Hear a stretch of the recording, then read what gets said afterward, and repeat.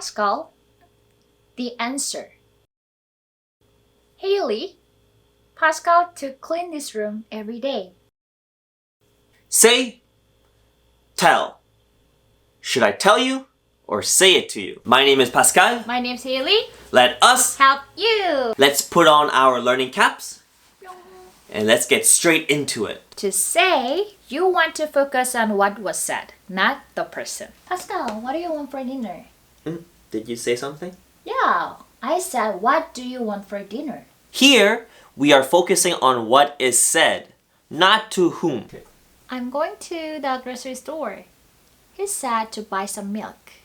Here again, we are focusing on what is said, not to whom. In this case, we are focusing on to buy some milk. To tell, you are focusing on the who. Also, tell is always followed by whom. Why is your brother crying? I told him so many times to stop eating all the ice cream.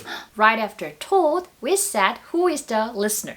In this case, it is him. What? Can you tell me the answer?